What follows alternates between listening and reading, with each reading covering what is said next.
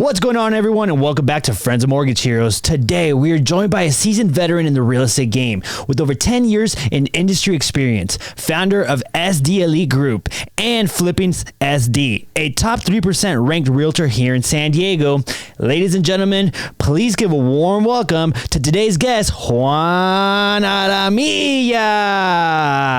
What's up, bro? We're here. Hell yeah, man. Thanks for finally, the invite. bro. Of course, man. Of course.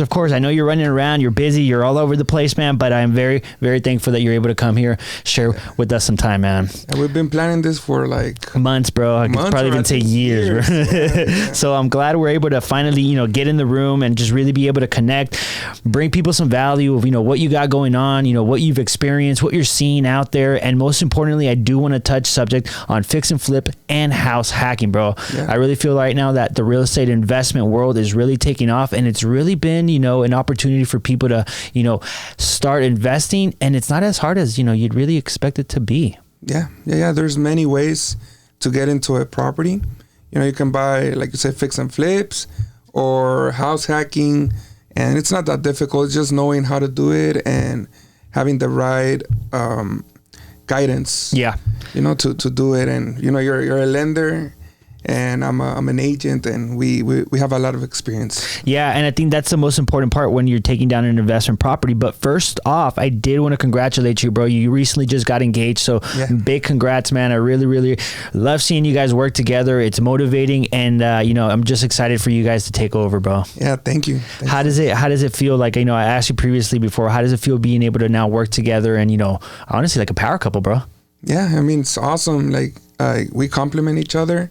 She's good at the admin, also she helps me a lot. And then me, I just focus on closing deals. That's it, bro. Yeah, like we were saying, we're just good on getting the business, bringing it in, and who's dealing with the paperwork? That's awesome, bro. I really, really like that support, bro. So, first off, before we get into all that good stuff, tell us a little bit about, who you are, how you got started, because I know you were one of the first ones, and I want to say our generation that went straight into real estate after, leaving high school, and you've been at it for almost like more than 10 years now, bro. Yeah, a little bit more than 10 years. Yeah, give us a little bit of a little bit of a bio of how everything started for you, man. Yeah, so I got my license when I was 18, and since then I started right after high school. I had a friend that his dad was a real estate agent, and he told me like, I can see that in the future you could be a real estate agent. And also my friend, he told me, I'm gonna get my courses to get my license. And that day that his dad told me that he can see me in the future being as a real estate agent, I went to my house that night, and I was convinced that I wanted to be a real estate agent. And I got my courses, and like 2-3 months later, I became an agent. It was just like that, like quick. That's one of the beauties of this industry, that it has such a low barrier of entry, but that's only to get started. Yeah. Like, you could get your license really quick, but learning, that's where it all really begins, man. Yeah, so what was that like, getting started very young, and then, fast forward to, becoming a top producer in, I believe, 2019 and 2021. Mm-hmm. How did you get started? What was the first plan of attack, man? Yeah, it was really hard at my age. Mm-hmm. I was super young. I didn't know anything. When I was studying for my courses, I didn't even know what I was learning. I was just memorizing the vocabulary, but I didn't know what escrow really was or an appraisal. I just imagined, appraisal, but I never knew until I did it in real life, and it was tough. Because back in the day it was a different game. Completely different. Like, social media was like really like, it wasn't even for business. It was literally just for socializing. Yeah, just for socializing. It was literally just seeing what people were doing. Yeah, so for me it was really hard with that. They see me really young. People didn't trust me. Like, he's he's unexperienced. Mm-hmm, mm-hmm. So it took me probably like 2-3 years to feel like that I was more like established. But I learned a lot. I was in Berkshire Hathaway, mm-hmm. and I met 3 agents that they saw me like really young, and they helped me a lot, and they taught me almost everything. And their name is Ulises, Carlos, and Frank. Hey, shouts out to Ulises, Carlos, and Frank. Was that Frank the one that was here? Yeah, Frank. Shouts out Frank Jimenez, man. I love that guy. Frank. So when I got started here, he was downstairs, and man, he would just bust my balls, bro. But he's a good person, bro. He's like tough cookie, but but he means well, bro. He's a good people. He's good people. Him and Michelle, his wife, bro, like really good people. Shouts out to them, bro. To Carlos Rodriguez and Ulises Vera. You know, it's funny. One of the things that I always get asked is like, you didn't grow up wanting to be a loan officer or in real estate. Like I didn't dress up in Halloween like a realtor or a loan officer and say, hey, I want to do this for a living. It was firefighter. And I really feel that it's, the type of people that you surround yourself in that really gives you that confidence to be able to jump into this, because everybody that I've spoke to somehow gets influenced to join the industry. Like, hey, you'd be good at this. Hey, you should get into real estate. I was doing door-to-door sales when I knocked on William's door, and he's like, hey, you should get into loans. And that's basically how it was, bro. Wow. So I really feel that, the experience is built through those young years. And I mean, look at you now, bro. Fast forward, founder of SD Elite Group, flipping SD houses. So, switching the page on this chapter, how do we get to SD Elite? When did you make that happen? SD Elite was like 4 years ago. Before it was the Alamilla Group. Mm-hmm. Oh yeah, you're right. Yeah, it was the Alamilla Group, but I switched it up because I just wanted to take my last name out of the team, because in my mind I wanted to create a real estate team. And I felt that people who would join would not feel like part of it if my last name was in the name of the team. No, that's a very valid point, and I really like that, because it's so true. It's like, why am I gonna feel prideful if it's not mine? Yeah. So it's kind of like, I understand though. Like, I feel like before it was more like, hey, like the name matters. Like, you go to the big brokerages, whereas now it's more of like the team, the type of environment, the culture the team has that people are more gravitated towards. Yes. And I think that allows people to, like you said, feel more part of the actual team and not feel like you're working for someone. Right. Yeah. So yeah, that's so it's basically Alamilla Group, but I just changed the name to SD Elite Group. And I tried to have a team of real estate agents. I think I had like 5-6 agents, but I realized that was not like how I wanted to conduct my business, because I felt that I was becoming more a manager, and also like sometimes I had appointments and I had to miss the team meetings and all that, and so I wasn't also like giving my all to the team, and I had to make a decision. Either I grew my business or I grew my team business. Yeah. And I just decided to take the other route. So now I don't have any agents under my team. It's more just I have 3 assistants, including my fiance, and people prospecting. Yeah. Like sales. ISA salespeople. Yeah. That's pretty much it. But I don't have like real estate agents, and I don't plan to have, like, probably I'll get like 1 or 2 agents, like buyer's agents and agents to do open houses in my team in the future. But I'm not looking to like grow like a brokerage or and there's nothing wrong with that. I really honestly love that for you, because it sounds like, first of all, that's a mature move, knowing like, hey, like I could run both at the same time. I'm going to be the one that gets effed at the end, because you're the one carrying all the stress. Yeah. But I think it's a very mature move in business that you're able to say, you know what, I tried this, I saw how it was going, but you know what, that's not the best use of my skill. And I think the way that you mention it right now, where you have support under you, and then it really allows you to run the business how you want without having to feel like you're taking, time from your business, your production, to really kind of, I wouldn't say babysit for a lack of a better terms, but to, build up your team, because that in itself takes time. It takes effort. But at the other end, you still have to produce and get your deals done. So I feel like this model allows you to be the guy, but also get the support you need so that you don't feel like you're doing everything. Yes, absolutely. I think that's beautiful, bro. Delegate, and growing your own business. There's nothing like that. Yeah, because also like with other agents, like you can teach them all, and then they can just one day decide to go by their own. Yeah, yes. And it's it's better to just focus on your business, and then in the future, if you want to start your brokerage or a team as like a hobby, then I teach, like that. and teach them, and not because you're not starting the team to become multi-millionaire or to become rich. You do it because you really want to like teach people how to do it, and now you're doing it as a hobby, not to make money. Yeah. And it's funny because I heard something from somebody I follow, and he gets a lot of mentoring, and he says, I don't get mentored by anyone that is still currently running their business. Right. I only get mentorship from people that have exited the businesses that I want to be a part of, or have done things that I've already want to be part of, and they're already out. Like they're not in that business no more. They already sold it. Somebody else is operating. He's like, why? Because I can actually get their true experiences and not get their while they're still doing this thing experience and learn with them as I'm learning or as they're learning. Or competition or like. Yeah, my competitors. Cause I'm going to only teach you certain stuff because you might learn too much and then, overtake me. So he's like, I only go to people that are actually only focused on really just, teaching because of the want to see people win at that point. And they already care. They don't care about the money because the money was already made on their exits in their product. So I really like that. And I think that's, one of the best ways to run your business.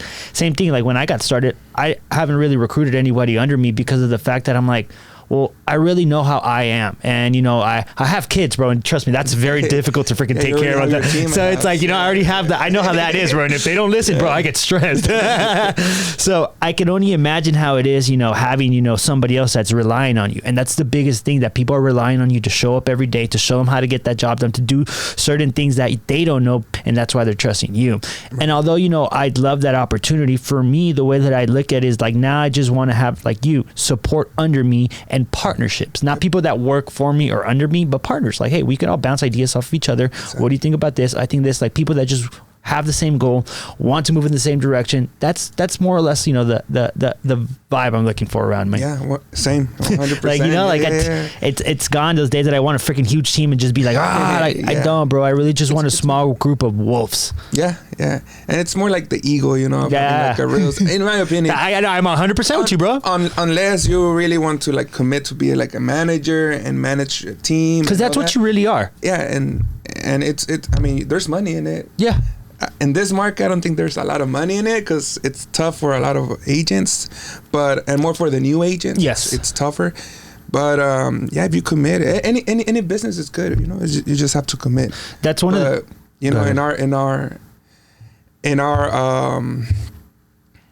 our situation, it's better if we just focus in our business. It is, and that's one of the things that I'm very grateful about this business, that it allows you to continuously transform it or adjust it to however it works for you the best. There's not a one way works. It's like, not this is the perfect way. There's so many different ways to get success in real estate. It's just aligning yourself with the team, with the right people. Because even in my younger days of my career, there was so many different things that I wanted to do, and that's completely changed from when I first got started to 3 years in the business to now going on to my 8th year. So it's kind of like, like everything changes a lot. And when it went from like, I want to be the top producer, I want to be the best this, I'm like, I just want to be successful. I want to be like that SEAL team that gets shit done, gets in, gets out, and I could go enjoy my life. Like, I don't like real estate consume my life. This is my business, but I like to live, bro. I like to enjoy, and I believe that this business, this industry allows for you to have that freedom. You just have to sacrifice up front a few years of your life. Yes, 100%. For real. Oh, man. Oh, yeah. The beginning's tough, but I get it. Like, the more we are in this industry or any, but the more that we grow, the more we realize it's not about like the ego stuff, like the material things and all that. It's all about the memories and enjoying life, because at the end of the day, we only live once, and we get to live it only once. So dude, I just got the goosebumps. That's awesome. So like, bringing it to our transaction that we're here getting ready to close with the Gata Bay family. She's a first-time investor. She didn't know anything that she was getting herself into. She trusted you because you were the expert. You referred her over to me. And one of the things that I've realized is that they're very appreciative of being able to understand and get guided in this new transaction for them, because this is their first flip that they're doing. Yeah, first flip. And she expressed to me, she's like, I'm a little nervous. I don't know, what I'm getting myself into. Hard money sounds a little intimidating. Yeah. And one of the things that I broke down to her is like, hey, like, it may seem scary, but you're going to come to realize it's a lot more easier than when you bought your first home. She's like, what do you mean? I'm like, you'll see. We started collecting stuff, started talking to everything, and she's like, oh, wow, it's a lot more simpler than what I thought. And that's exactly what I like to tell people, that it's like you feel like it's difficult, but when you actually take that leap of faith and you actually put yourself in that position of saying like, hey, all right, I really want to take this down, it isn't as scary. She had the right plan. She had the right people. She just needed to know how to execute. And I feel that's where, where you came in, pointed her in the right direction, got her a smoking deal, bro. Yeah. And now she's able to get her first project in order, bro. Yeah. How's that feel, man, working with the first time investor? Oh, that's the best, just a little bit of, I mean, it's the best, but also, I get a little bit nervous because I want them to do good. Yeah. I don't care if, I don't make that much, but I want them to do good and be happy at the end, so they can keep buying more, you know, and do more business in the future. But yeah, I'm a little bit nervous, but more than that, I'm excited for them. They told me that they were watching videos on YouTube and learning. They even got a coach. Oh, no kidding. Yeah, they were paying for some courses of flipping. So I met them at an open house. And they were like, oh, we're looking for fixers. And I was like, oh, well, I get fixers, And I was like, and actually I have one right now. And that was a Sunday. Monday morning we met at the fixer. She took her contractor and we run some numbers and it don't make sense. And then she asked me, oh, do you know anyone that knows how to do hard money? I was like, oh yeah, I know Brian. And then she hit you up, and the rest is history. They should be signing documents in just a moment. Yeah, I know that was really neat. And cheers for that. Cheers, bro. Heck yeah, bro. Hell yeah, bro. This deal, easy deal, right? Easy deal, bro. Easy day. But leads right into my next question, bro. So, SD Elite shared on that, your vision, what the plan was, and recently you came out with Flipping SD. Yeah. Tell us a little bit about that venture, and it goes a little bit more with the style that you're now kind of growing into. Yeah, so we focus on fix and flips. Either we buy them and we remodel them, or we pass the deals to investors. And we just, our focus is to renovate San Diego, flip houses. But renovating communities, it's beautiful when you see the whole process from getting a house that it was all messed up to seeing the final product when it's all remodeled. Even the neighbors, they get excited. Like, we just finished one project, one from my investors, and the house was a hoarder house. It was there was people living in there, like squatters. Oh. And they were selling drugs there. Oh, trap house. It was a trap house, yeah. And in the open house, the first open house, like, all the neighbors stopped by to see the house, and they were telling me stories that they were like, thank you so much. That I remember there was zombies coming in and out of the house, like, like, damn. Yeah. And we got that property, we bought it and remodeled it. And now all the neighbors, it makes a big difference. That's what it was, one of the things that we talk about in our podcast with the team is that, a lot of these investors, when they pick up a community and they start flipping houses in that area, I guarantee that a lot of the neighbors that, these houses that get lifted, that get renovated, that get a facelift, that were, falling down, dilapidated and ugly before, everyone is happy because that brings the value of their properties up. It helps bring, more stability to the community, makes it more safer, and everybody wants to live in a place where, every house looks nice. You don't want to live in a beat down community where, you don't know what the house is doing. And it's crazy to think that there's maybe so many people going through that exact same situation, living next to a house that's all beat down, that's all, who knows what's going on in there. And I just think that, investors coming in and helping with that because of the fact that there's not that many houses being built. A lot more inventory is needed. You know, flippers are really like are on the floor like developers that can get more inventory in and out, bro. Yeah. And I feel that if it wasn't for, you know, the flipping industry, a lot of, you know, inventory would be a lot less. Right. Yeah. So much less, bro. So much less. And also values probably will like affect values of the neighborhoods. So what are you seeing right now as far as, you know, on the flipping side, you know, with values of properties, with the, you know, houses staying on the market? Mm-hmm. Is it the same as it was 6 months ago, last year, to how it is now? It's a weird market because I saw that March, April was, they were selling like houses and it was the same interest rates, right? Mm-hmm, mm-hmm. Yeah, we haven't really budged this whole year, bro. Yeah, but I don't know what happened that market changed from April to now. But April, I saw that a lot of listings were selling. March, April. And now we're in August. I felt like it slowed down a lot too because we've been waiting for rates to drop. They haven't dropped these last times that the Fed's gone up and spoke. They're saying 100% is going to drop in September 17th when they meet again, which is I am very confident. I don't see any other reason why they won't. No. But I feel that was what people were waiting for, summer, for rates to drop, market to take off. Mm-hmm. But I do remember that last year things happened like this again, where in August we picked up into like November and then everything shut down. We didn't really have a summer. Right. The busier days, the busier months were into the late summer, you know, fall. I think winter was busy too. Yeah. It's interesting because back in the day when we had a healthy market summer was the busiest. That you'd expect summer, like, oh crap, everybody's moving, get ready, here comes the boom. Yeah. Quiet, bro. And this year it's been quiet.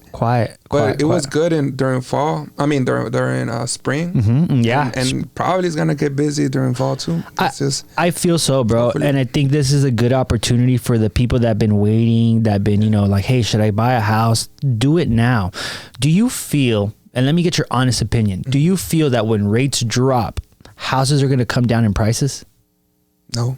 No, they're gonna go the opposite. I love that response. Yeah. The reason why I asked and I was so surprised is because exactly that. As soon as rates drop, and everybody I know is waiting for that, they're only going to get met with more competition. Prices are either going to stay or go higher because now the property that had 2 offers is going to have 5 to 10. Okay. So what is that going to do? Cause prices to go up.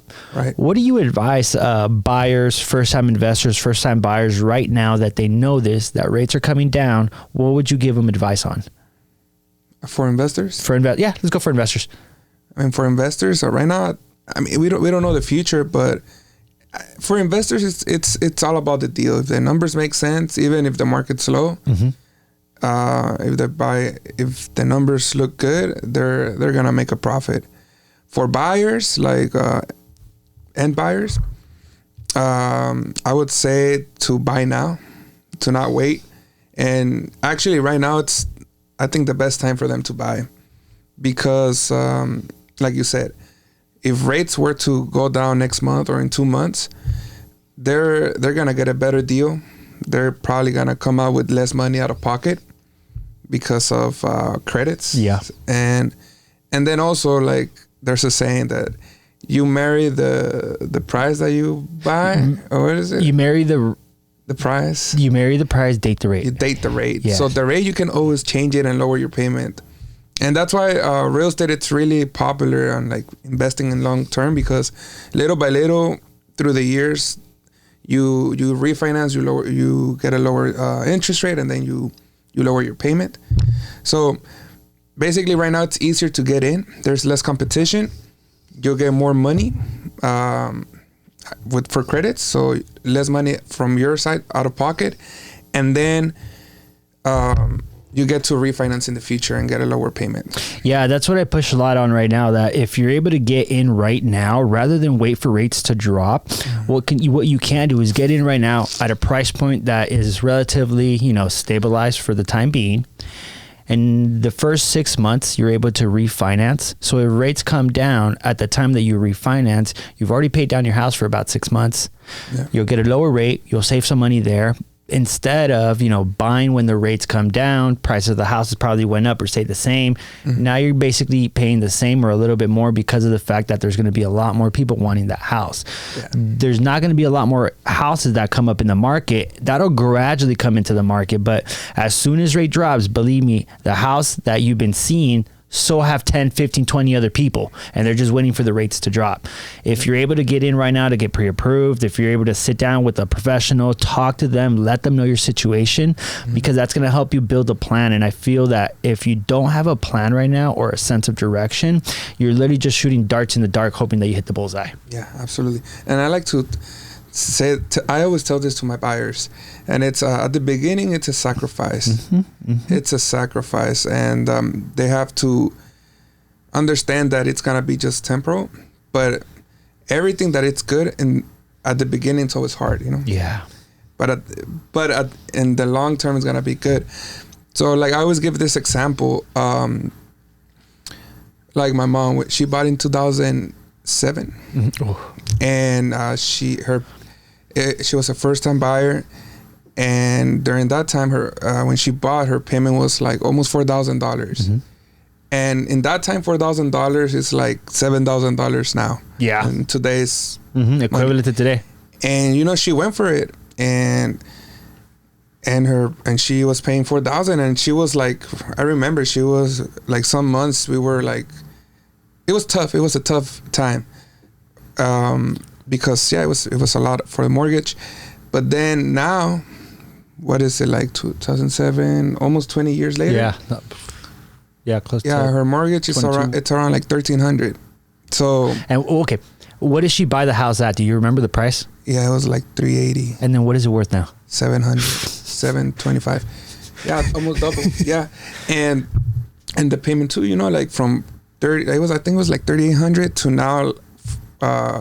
$1,300. That's ridiculous. Yeah, like you can go and rent a studio for a little bit, actually more, $1,500. Yeah, if you find a studio, good luck, depending where you find it. Yeah, but she did that sacrifice at the beginning. She went for it, and now she's paying less than if she was renting a studio. She has a lot of equity, and her payment is just $1,300. And I believe the hard part is when people are just so stuck on this mindset that it's like, oh yeah, my rental payment's lower. But if you spread it out 10 years, 15 years, you've paid more in rent every year. Yeah. Or you're going to be paying more down the line. Or you just multiply all that money that you wasted, and you would have compared that to a down payment. Or if you would have just paid down your house, it would have been in the opposite. You would have had that equity spread like your mom. Yeah. But no, now you have just money that you threw away. And I really think it comes down to people really understanding what buying a house does for them. It's not just, oh, I bought a house, great, I'm like, oh, look at me. It's stability. It's having a place where you can grow from financially, and is setting up your family for the future. I mean, look at yourself. Your mom made a sacrifice back in 2007. You broke into the real estate industry. You've worked on, flipped on, owned multiple properties. Like, that's the type of like example your mom was showing you as a young boy, that look what it turned into. Yeah. And I think we don't look at that right now that we're young. Anybody that's young listening, we don't think about that because we might not have kids. We might not think that we're in that situation yet. Right. But if you're like me, I'm in my 30s, we're only getting older. Things are going to get a little bit more serious as these years come. So it's like, it's now or never. If you're young, you still got time to play around. Like just look into like house hacking, look into like fix and flipping, get in as soon as possible. But like people that are our age, going into a different season of your life, maybe you're getting engaged, you're having kids. It's time to really solidify what you're going to do with these next 10 years of your life. And are you happy with where you're at right now? And what can you do to get better? What can you do to get yourself in a better situation? I think right now it starts by aligning yourself with people like yourself, people that you can trust in. Wouldn't you agree? Yeah, I agree 100%. Yeah, it's aligning with those people that are doing it. And I think it's never too early or too late to buy real estate. The thing is that a lot of people, they don't want to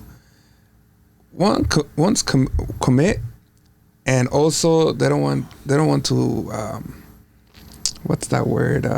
Fail? Not fail. It's just they want things easy. Instant gratification. Well, yeah. I mean, it's like I I've heard some buyer when I deal with buyers every day, and some buyers they want the best deal, and their payment at $2,000. Like they want everything. They don't want to sacrifice. They don't want to sacrifice anything. Like they're like, oh, I'm gonna buy until like I get the perfect price, the perfect rate, the perfect monthly. Everything needs to be perfect in my head. The way it never is gonna happen. And that's not the thing. It's a sacrifice at the beginning for anyone that buys a house, but it's gonna pay off in the future. Yeah, they just have to. At the beginning, it's gonna be tough. But. So tell us a little bit about, you hosted a few events for house hacking. For the young generation, I feel that's been very, very popular. Military people looking to buy multiple units, or even Generation Z people looking to buy duplex, triplexes, because of the fact that they can live in one unit, rent the other ones, and then basically leverage that to pay down their mortgage. How important is that, bro? And why have you guys really embodied that and really making it, in a statement? Yeah, I think it's the smartest way.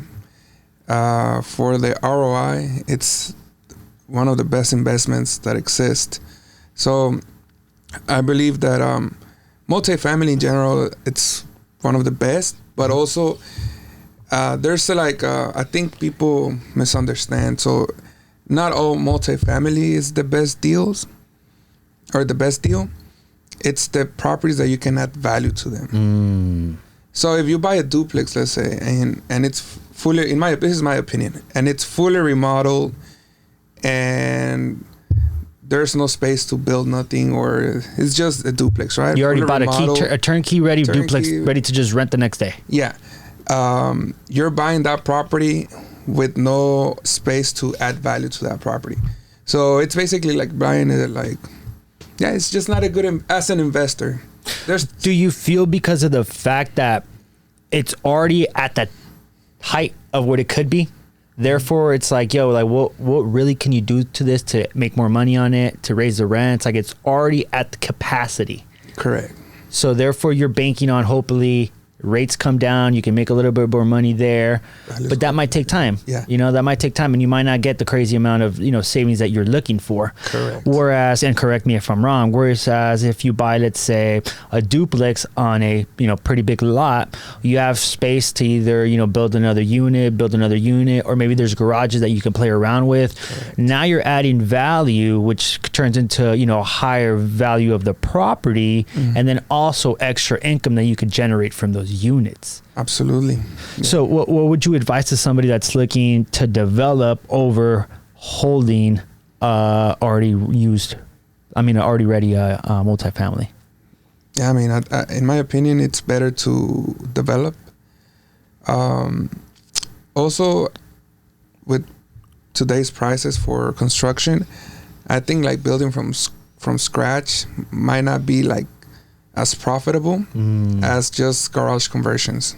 Garage conversions is going to be the easiest, the cheapest way to profit. Yeah. So I'll give you an example. I have this project. I bought it for $725 in 2021. Duplex with two detached garages, and then I converted those two detached garages to ADUs. Now the property is worth it's gonna be worth 1.6. Oh wow, 1.6. There it is, forced value. Yeah, and it cost me $200K for both ADUs to convert them with permits and everything included. So I bought it for $725, and also I bought it with an FHA loan. Oh, 3.5% down, baby. 3.5% down. So I put a $25,000 down payment. So from $25,000 buying this property at $725, in 4 years the value doubled. And I use a construction loan. And I know you do construction loan, right? Yep. Yeah, so I use a construction loan. So that paid for the construction. So I didn't put any money. No money down. No money down from. You did a interest reserve to pay your payments while the construction was being done? I'm actually paying. I was paying. Oh, you're paying? Every month. Yeah. But it is what it is. It's the same thing. But I cash flow from the property now. Oh, okay. Makes sense. So it's a duplex. I cash flow because I bought it in 2021 too.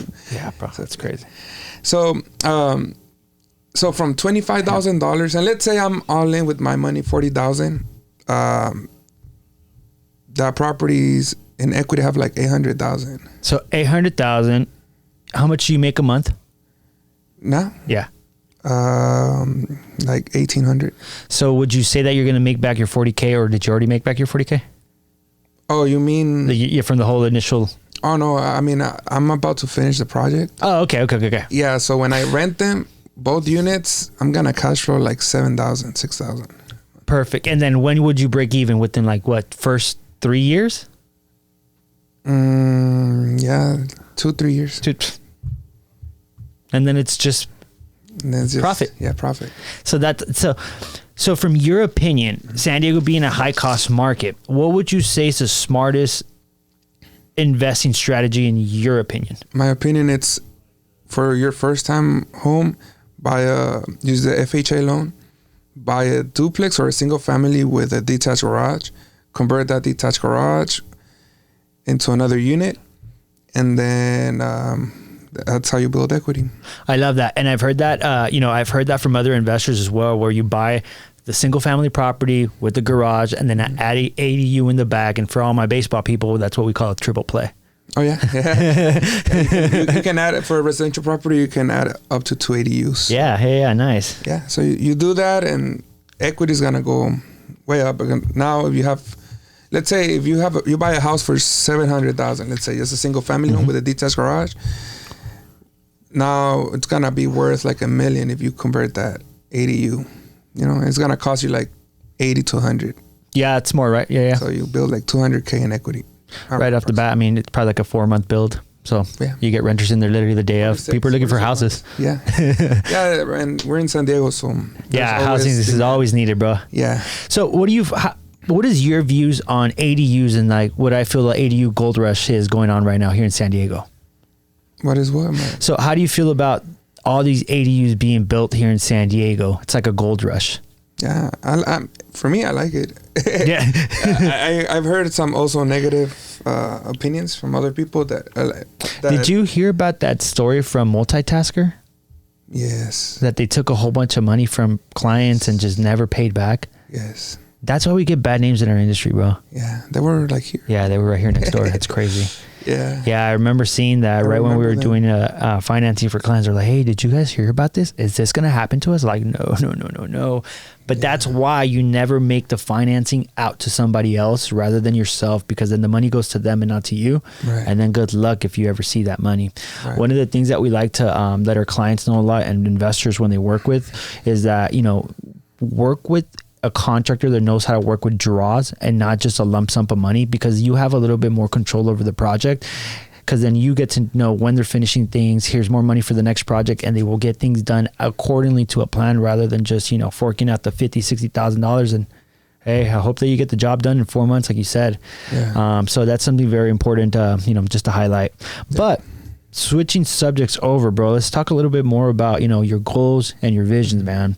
So where are you at right now, man? What do you think is the biggest thing that you're working towards right now in your job, career, life? Personally, what's the biggest thing you're working towards right now? Owning commercial property. Nice. Yeah, Tell me a little bit about that. Yeah, so after I finish this project, I'm gonna probably refi or sell it. I'm not sure. And I want to get into multifamily apartment complexes. Okay. For me, one of the things that's been on my mind a lot is doing something with golf related. I feel like a lot of people love golf right now, and they're all into golf. And I've been seeing a lot of more like golf gyms, golf clubs, golf lounges come out.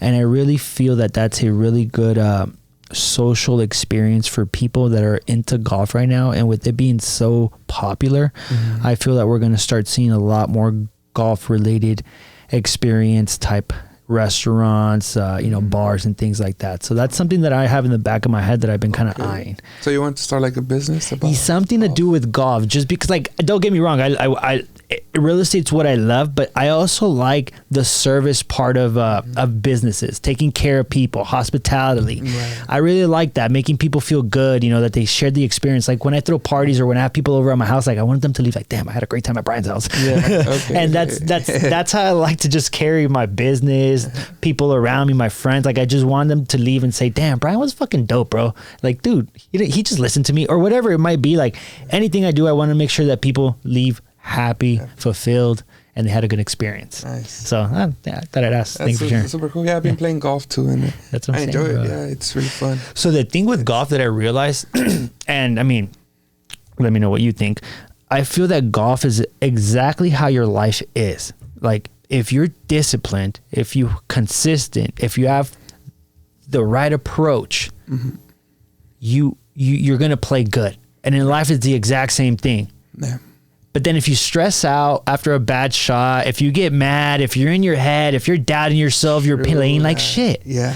Bro, it's like life. Yeah. So I started playing golf, started like, okay, I want to get better. I need to be organized. I need to be disciplined. I need to have the same approach. It's a lot more mental than it is physical. Correct. And I learned that a lot in my life. I'm like, dude, my life resembles a lot of like my golf game, I have times where I'm playing amazing, and then there's times where I'm like, who the hell is this guy? Yeah. And I'm like, I feel like that's a lot like my life. I have streaks where I'm killing and I'm crushing it, and then there's times where I have to draw back, go back to the drawing board, regroup, replan things. But I'm like, if you're able to just stay consistent, I mean, you're going to be playing good. And I'm like, how can I just embody that in life and in golf? So that's why I'm kind of, in this season of my life, just really drawn to that. Yeah, me too. I've been practicing mentally more. Dude, I know it makes you think, bro. Like you're like, yeah, it's like, okay, just being like consistent. That's key in golf. Because you can be good in one hole and then the next hole so it's all mental. Like you just have to be calm and don't get too mad or too excited. That's the one that gets me, because it's like, we can't control nothing in our industry. At times there's stuff that's way out of control. Somebody didn't do their job. Things just didn't line up how they were supposed to. And I realized that every time that I would stress out, nothing would change. Nothing would change, bro. I would just be stressed out about the situation. Yeah. But when I realized that, I'm like, hey, I can only control what I can control. How can I just do what I can to better the situation? Let me do that, and that's all I can do. The rest is going to get taken care of how it gets taken care of. But as long as I show up and I do what I need to do, then I can't be mad of something that I can't control. Right. And I think that's how, a lot of my mindset has shifted these last couple of years, just looking at, my business, the way that, my life's been. And it really just, led me to think like, where do I see myself in the next 5 years? Which leads to my next question. Where would you see yourself in the next 5 years? Where do you see? That's hard. Yeah. That's really hard. Like I'm really bad with those questions. I always been really bad. Because I appreciate you being honest about that though. Yeah. And it's I hear that all the time, the next 5 years. But also I feel like if I tell you I see myself like this, it puts a limit in my head. Oh, I like that. I have to get there. Yeah. Instead of like just living day by day and putting action, who knows, probably I'll be 2-3 times in a different life that I was and happier. Yeah. I like that. I like that perspective a lot, because it sounds like instead of stressing over a target you have to hit, you kind of have a sense of direction, and you're like, I just got to keep moving. Yeah, I got to keep moving forward. Like kind of like, okay, I know that I need to take these 3 steps forward. Yeah. I don't know what the next 4 are, but I know these 3 are the ones I got to take right now. Right. And also life always changes. One day, today I could be telling you something, and next year something happens, and my whole perspective of life can change. That's a really valid answer, bro. Like, I mean, it's so true. I mean, I didn't think about it like that, but you make very much sense in the fact that you're right, bro. Yeah, things can just change. It's really hard to like say. If you do have your 5 years planned, though, like, shoot, props to you, dude. Yeah. I'm like, but something also that I heard it and I do it. There's people that like you have your goals, right? Yeah. But I believe that instead of having like, you can have goals behind, like in the back of your head, but it's better to measure your daily actions. I love that. And then you can, like you said, like we don't have a control out of like situations, so the results, we don't have control over that. But if we put the action and the effort, then you're guiding yourself to success. You know, you're moving towards whatever you want. I like that because it sounds like, you know, you're aligning yourself regardless of the situation to the end goal, and you're going to show up and it's going to happen regardless. I mean, you don't have to be the most skilled, but that will eventually overcome everything because you just showed up. Yeah. So like an example, it's like, instead of saying like, oh, I'm gonna make this year $1 million, right? That's my goal for this year. Instead, it's just like, oh, I'm gonna make 50 calls today, 50 calls every day, Monday through Friday. And every day you measure like, okay, today I did 30 calls, today I did 15, today I did the 70 or whatever, you know? Then you're focusing on the day by day. And basically those actions will take you towards $1 million, or even it can be more, you know. Probably be surprised, be like, oh, I did 3 million. Or it sounds like you just need to fall in love with the process. With the process, yeah. So one thing that I noticed you posted the other day, you talked about momentum. How important is it to keep your momentum flowing? Oh, super important. Super. And, you know, I resonated when you posted that the other day. I was like, dude, it's so fucking true. Yeah, it's like, seriously, back in the day when I was younger, I was getting momentum, and then I was like, oh, everything's doing good. And then I stopped working and focused on escrows. But it's really important to work harder when you have the momentum. Yeah. Because that's going to multiply more and more. And don't feel that you already made it or something. Like, no, you just gotta keep going and keep doing what you're doing. If it's working, just keep doing what you're doing, and don't like try it. Like, don't stop doing what you're doing just because you're making money, you know. Like, you gotta keep doing it. No, I like that because it's so true. There's been times even in my career where I'm like, oh, dude, I'm good. Like, let me take a break and go do something else. And then this falls apart. But this is the main thing. This is what feeds everything. Right. This is literally why I'm able to do whatever I want to do, however I want to do. Like, so it's like, you know, I learned that if I halt my momentum, it takes 4 months to gain it back. Yes. Of taking action, building that routine, showing up, having those habits. And I was like you, bro. I'd be like, cool, I just crushed it this month. I could coast this next month. But what I didn't realize was that month that I would coast would kill my momentum. Yeah. Kill my momentum. And then it was, again, trying to pick it back up, get it going. So it's kind of like a slow stop phase instead of just being consistent. And now it's like, oh shit, it happened. Cool. Like, just keep going. Yeah. Just keep going. All right, cool. All right, cool. Just keep going. Yeah, don't get too excited. Just don't get too excited. And I remember, like, in my early years, I'd be more like, kind of like, oh, hell yeah, I'm the man. This and that. 2022 came around, bro. Humbled a lot of people in this industry. Yeah. It made me just more grateful about the opportunities that I have. Like, thankful for this industry. Thankful that I don't have to work for anybody. I work for myself. I show up. You know, I do what I want. Like, thankful that I could take care of my boys, be with my family. And that's when I realized that I'm like, it's not about the money. Right. It's about what I'm able to do with the money to impact the people around me, the opportunities I'm able to create, the love that I'm able to share. Like, money doesn't buy you happiness, but it does give you the freedom to experience happiness without having to stress every day of surviving, paying bills. And, you know, more than anything, I'm in gratitude towards this industry, bro. There's good days. There's bad days. There's horrible days, bro. I'm sure we've all been there. But overall, bro, 100%. I wouldn't change this for anything. Oh, yeah, 100%. Talk to me a little bit about your daily habits, bro. What are something that keep you sharp, keep you, you know, in mode, keep you synced in? Is there anything that you follow in the mornings, like, you know, a routine? Like, share a little bit about that. Yeah, I mean, I like to walk. And just when I walk, I meditate. And I try to do that every morning. But sometimes I just get calls and I get lost in it. I hear you, bro. I love what I do. So it's just, I see it as like a game. And just, I like when my phone is busy in the morning. Yeah. Yeah, I like it. It's motivating. It's motivating.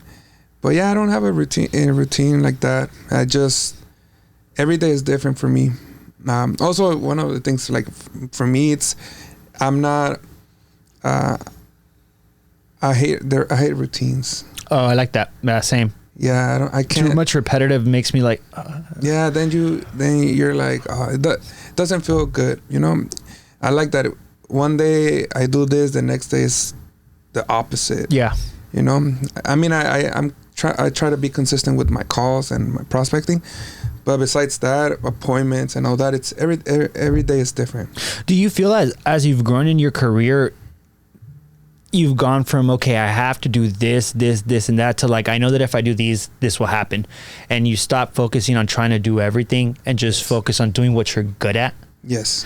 Do you feel that helps out, just being more productive? 100%, yes.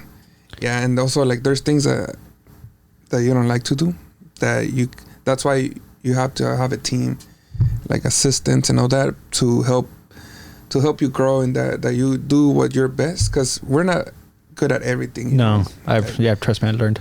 Yeah. So you have to put people in charge of other things that you don't like to do or you're not good at. Mm-hmm. And yeah, just not try to be controlling as much. Being aware of everything is good, and learning new stuff is good, but just focusing on what you're good at, and surrounding yourself with people that are better in some other things to help you grow. That's one of the things that I've been really pushing to do, to put myself in rooms where I'm like the least successful one, that people are like big, like, more successful than me, at a bigger status than me, because I realized that makes me want to be there. It's like, well, how do I get there?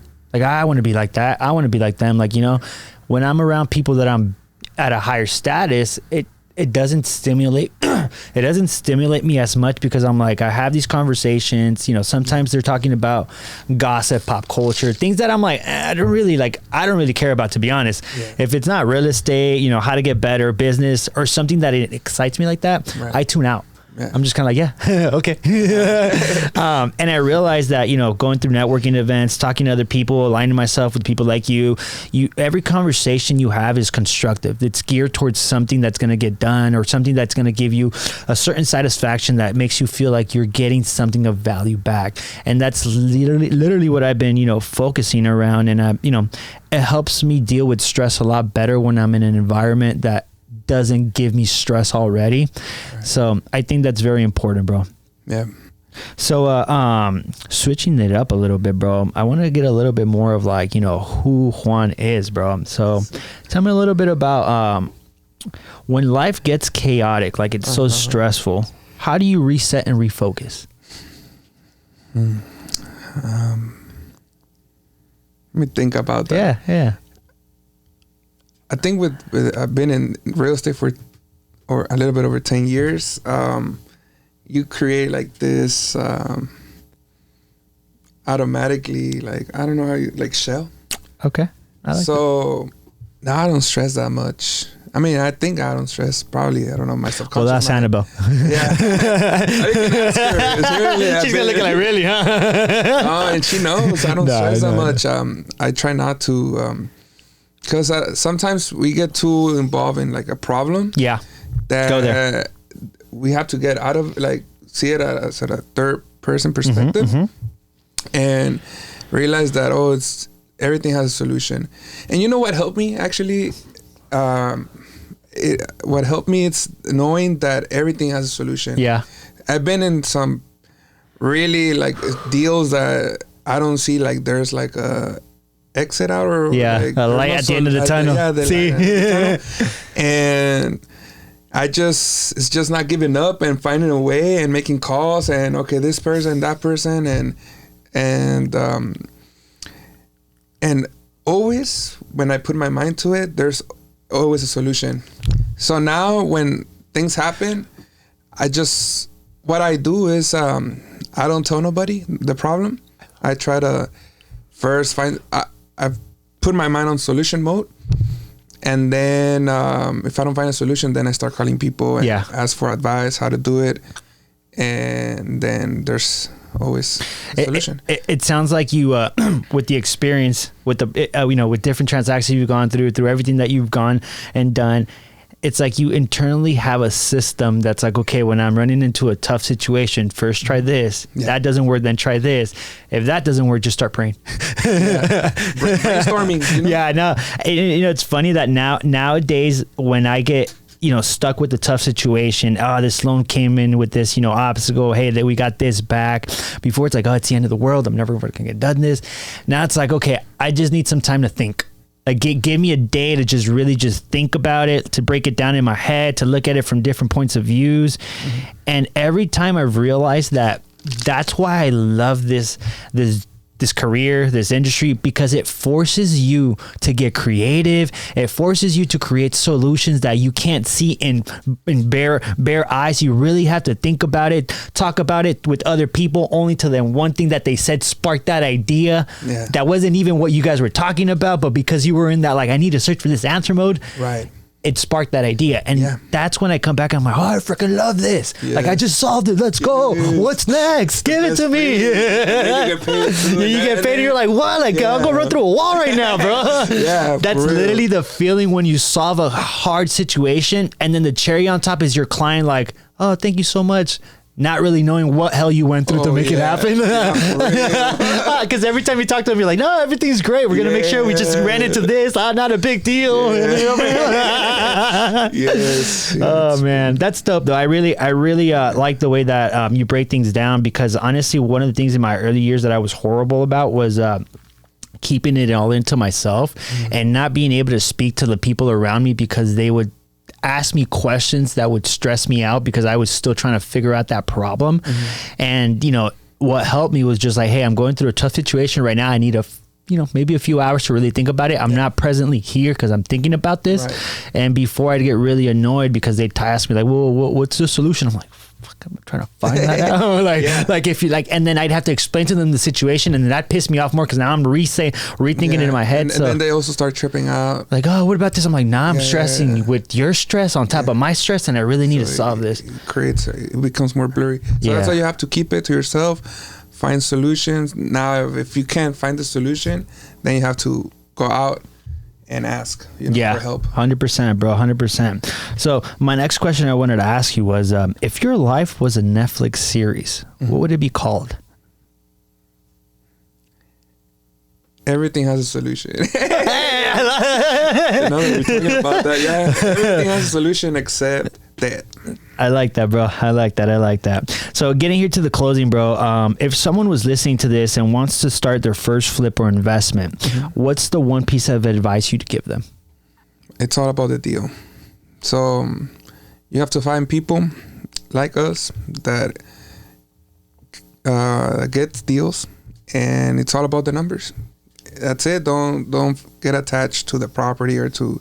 It's all about the numbers. So as an investor, right? You're saying, So you run your numbers. You see how much it's gonna cost you to buy the property. If you're getting a hard money loan, how much the fees for the loan. Then also get an estimate, and we can help you with all of that to get an estimate of how much it's gonna cost for the remodel and everything. And if at the end there's a profit and the numbers make sense, then it's good to go. Yep. We definitely have a calculator that I can share with anybody that wants to run some numbers. Let me know. We can share that with you guys. Nice. Give you a profit breakdown and a fees breakdown as well. Nice. Hell yeah, bro. And last one, bro. What do you want your clients, community, family to remember you for? I want them to remember me as someone that never gave up, someone that always was in a good mood, and just that. I love that, bro. So before we log off, bro, is there anything that you want me to touch on or anything that we didn't really discuss that you wanted to bring some more attention to? The floor is all yours, bro, if you want to say anything. Well, I mean, not just always focus on your goals and your dreams. Actually, everything starts with your imagination. So then from there, just do whatever you have to do to get there, and focus on your daily actions too. That's really important. That's gonna take you there. First is the dream, but then if you keep just dreaming and not putting action, you're not gonna get there. So it all starts with imagination. So you imagine something, then you have to have ambition and passion for it, and obsession. Mm-hmm. And if you get to have that obsession, just put in the work, and it's gonna come. I love that, man. I love that. I really like to embody that fact that, your thoughts lead to your mindset leads to your actions. So start with the root, which exactly like you said, that imagination, let it run wild and take action on it. Yeah. Don't stay daydreaming. Don't stay daydreaming. I love that, man. Thank you so much. And also the feeling that ambition and that obsession for it. That's key. If you feel that, you're winning. You just have to know how to do it. Yeah, I feel when you're able to harness that emotion and you're able to put it into action, that emotion carries you a lot more than your thoughts, your anger, your feelings. You have to feel it. And I'm sure you've been at times where you're moving, you're doing something, and you feel it. You're like, oh, dude, I'm the fucking man. I need to do this. Yes. Lean into that. Juan, thank you so much, man. I really appreciate you coming down, taking time out of your day. I know you're busy. You got a lot going on, but, years in the making. We finally got this done, bro. I'm excited to get this one out. And to everybody out there listening, thank you so much for tuning in. Make sure you guys tap in with Juan. He does everything here in San Diego, from house flipping to ADU construction to finding great deals, listing properties, and working with buyers. Guys, tap in with Juan. We'll make sure we put all his information down here below in the notes. Juan, thank you so much for your time, bro. And on to the next one, guys. See you guys on the other one. Make sure you tune in, like, subscribe, turn on the notifications so you never miss an episode coming down from Mortgage Heroes. And other than that, thank you so much. Have a great day. See you guys. Bye.